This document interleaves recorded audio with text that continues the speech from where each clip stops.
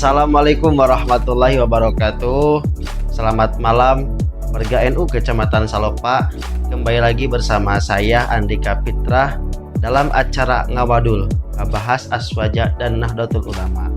Dan pada kesempatan kali ini saya bersama Ketua IPNU PAC Kecamatan Salopa, rekan Agi ya.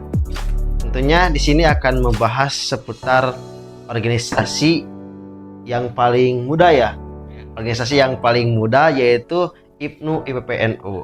Bisa jelaskan sedikit apa itu IPNU IPPNU? Ya, mungkin berbicara tentang organisasi IPNU, Ikatan Pelajar Nahdlatul Ulama. Dalam organisasi IPNU itu salah satu badan otonom di bawah naungan Nahdlatul Ulama, organisasi yang paling muda setelah Ansor sebelum ke NU. Organisasi IPNU eh, mungkin bisa ya dianggap sebagai apa? Ujung tombak Nahdlatul Ulama dalam kaderisasi formal organisasi IPNU. Ya karena di organisasi IPNU kalau kita bahas dalam apa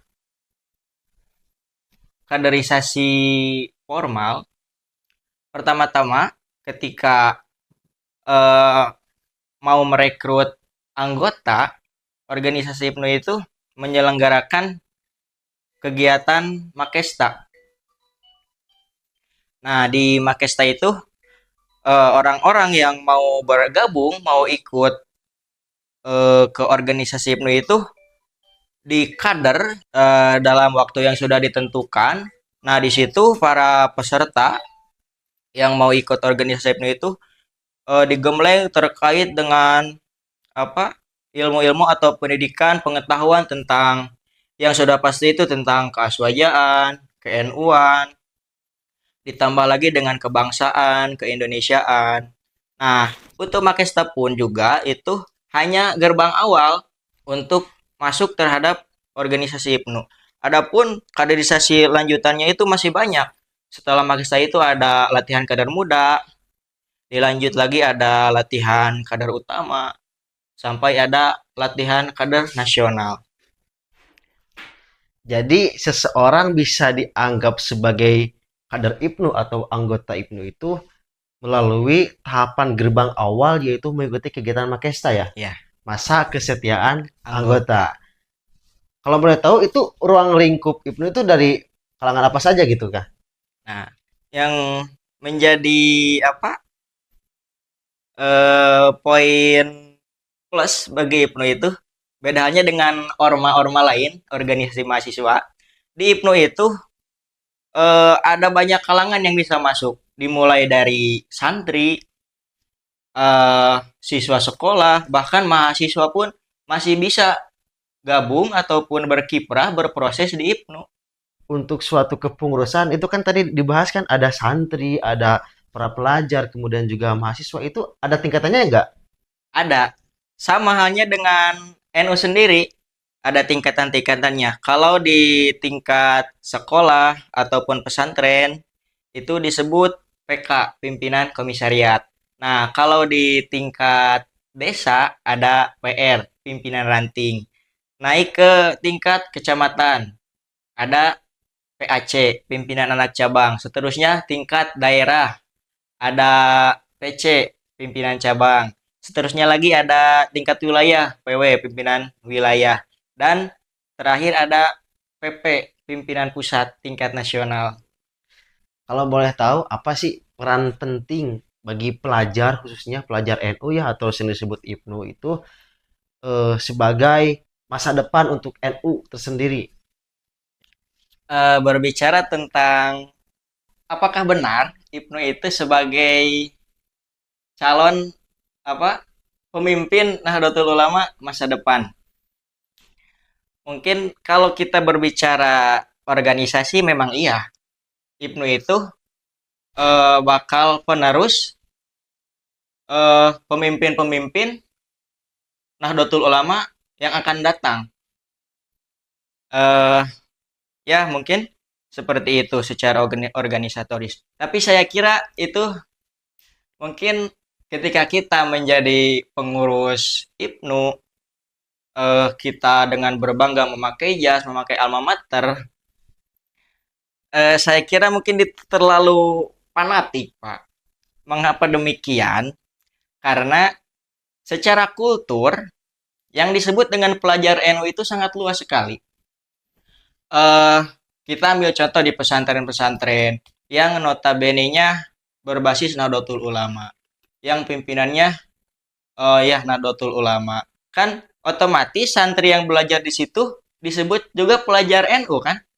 Namun tidak masuk terhadap ranah organisasi. Tapi secara kultur itu kan mereka juga pelajar NU, pelajar NU. Nah, ada organisasinya juga ternyata secara apa ya secara organisasi di NU itu ada IPNU, Ikatan Pelajar Nahdlatul Ulama. Nah, yang menjadi PR besar saya kira bagi pengurus IPNU ketika kita berkiprah ataupun berproses dengan masuk di organisasi IPNU itu PR-nya sangat berat sekali menurut saya, Pak. Mengapa demikian? Karena seorang pengurus itu ketika menjadi menjadi pengurus di samping ilmu organisatorisnya, organisasinya itu harus dapat, secara kulturnya pun juga dia harus mantap. Berarti ketika kita menjadi pengurus IPNU, PR-nya itu pun menjadi plus. Kita apa?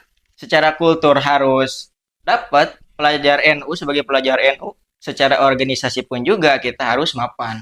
Kalau di era sekarang ya, Ibnu di era sekarang mungkin dari masa lalu sampai sekarang tentunya akan banyak tantangan-tantangan zaman. Apa sih tantangan Ibnu di masa sekarang termasuk apakah Ibnu sekarang masih relevan?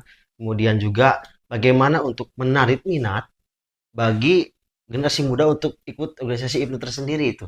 Pertanyaan dengan pertanyaan apakah IPNU di zaman sekarang masih relevan?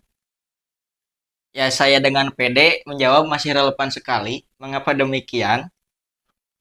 Eh ya tergantung juga si pengurus-pengurus IPNU di masa sekarang. Apakah mereka berproses di IPNU menjadi pengurus IPNU itu benar-benar menjalankan amanat yang diharapkan oleh para founding father IPNU itu sendiri. Eh, nah, berbicara tentang tantangan juga ya. Mungkin di zaman sekarang, di eranya Gen Z dan Gen Alpha, apakah IPNU masih bisa eh, eksis di masa sekarang? Tantangannya sangat berat sekali. Mengapa berat? Ya, mungkin berbicara tentang tantangan, saya tidak mau membahas dulu tentang apa yang menjadi PR organisasi, tapi menjadi PR pengurus itu sendiri.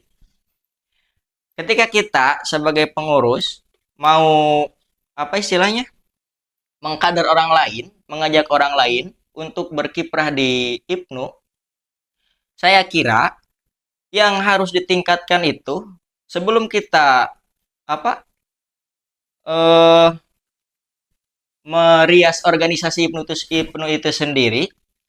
Nah, kita juga sebagai pengurus yang menggerakkan IPNU itu sendiri ya harus mapan secara keilmuannya dan secara pengalamannya. Eh apa istilahnya?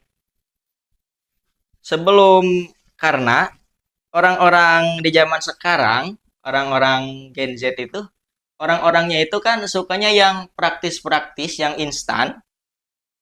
Orang-orang sekarang itu saya kira eh tidak suka apa sesuatu yang panjang, proses-proses yang panjang. Eh kan bukan hanya IPNU kan yang merasakan tantangan itu sendiri, organisasi yang lain pun demikian. Susah untuk menarik bakat, menarik minat orang-orang lain. saya kira terobosan gitu ya untuk terus menajamkan eh, ujung tombak pengkaderan dimulai dari pengurusnya sendiri, dimulai dari kita. Contoh, saya kan juga pengurus IPNU kan. Hmm. Mungkin yang saya bisa lakukan dan mungkin yang harus saya lakukan itu peningkatan personal branding saya sendiri.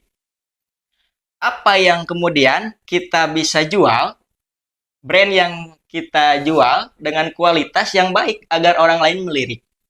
Nah, dimulai dari penguatan kapasitas kita sendiri, dimulai dari keilmuan kita.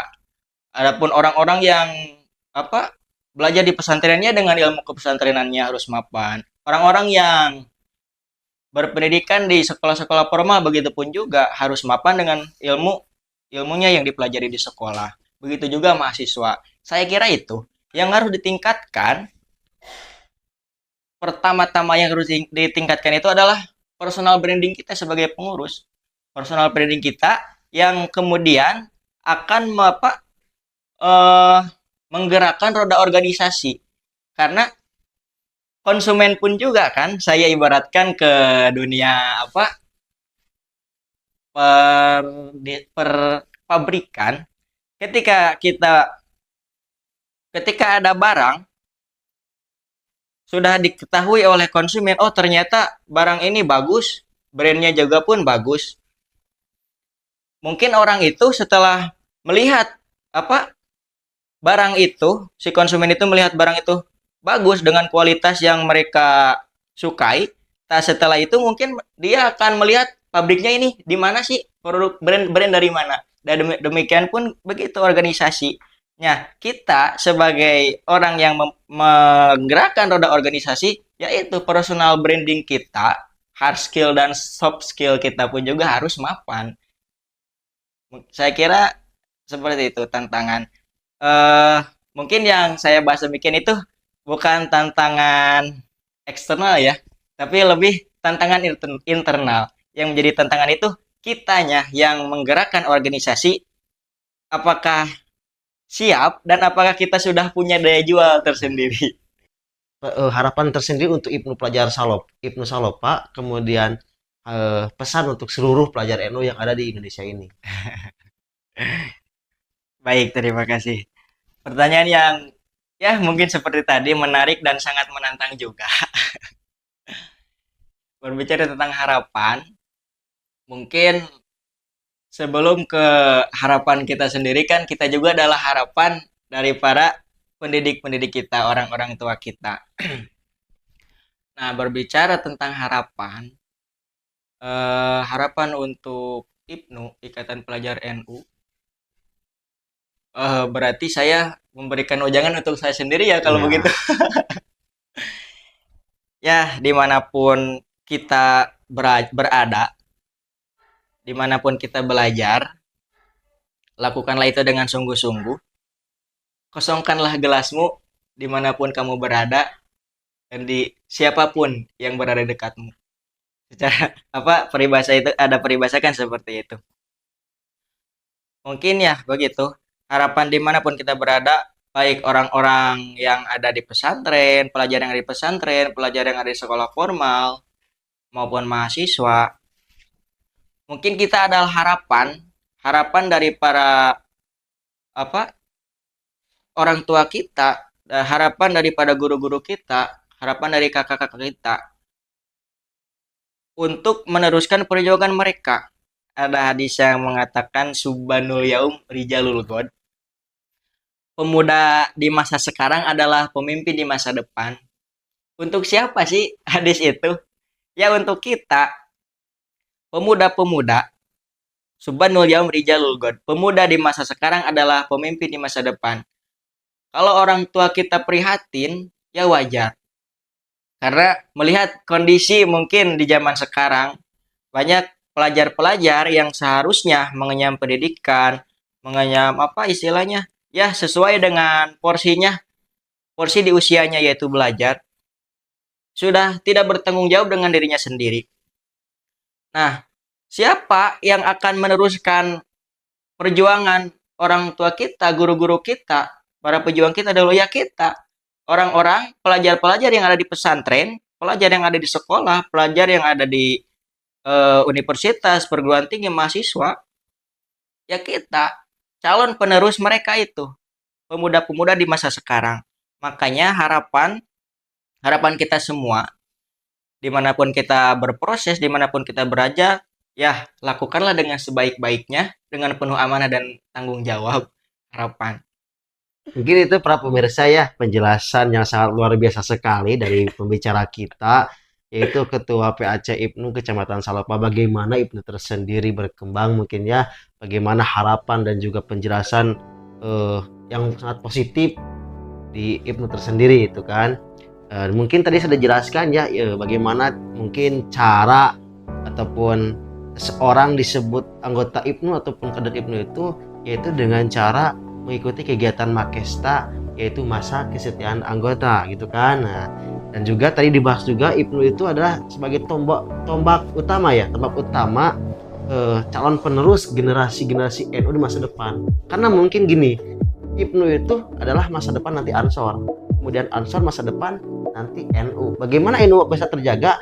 Kita lihat saja bagaimana para pelajar sekarang dalam mewadahi organisasi IPNU, mewadahi membentengi ajaran-ajaran Aswaja dari paham-paham Syiah, paham-paham yang sangat radikal sekali ya. Mungkin organisasi yang paling baik, organisasi yang paling bagus mungkin ya di kalangan para santri, para pelajar khususnya di tingkat sekolah, yaitu organisasi IPNU dan juga IPPN. Mungkin itu penjelasan untuk malam kali ini bersama Ketua IPNU PAC Kecamatan Salopa. Mungkin nanti juga akan mendatangkan kembali bandung-bandung NU dari Fatayat, Muslimat, kemudian juga Banser, ataupun dari jajaran MWCNU, dari pengurus ranting. Nanti akan didatangkan, tetap eksis, tetap stand, lihat, kemudian tetap tayang siar di NU Online Kecamatan Salopa. Sekian mungkin untuk pertemuan pembahasan malam kali ini. Sampai jumpa di lain hari. Sekian, wallahul muwaffiq ila aqwamit thoriq. Wassalamualaikum warahmatullahi wabarakatuh.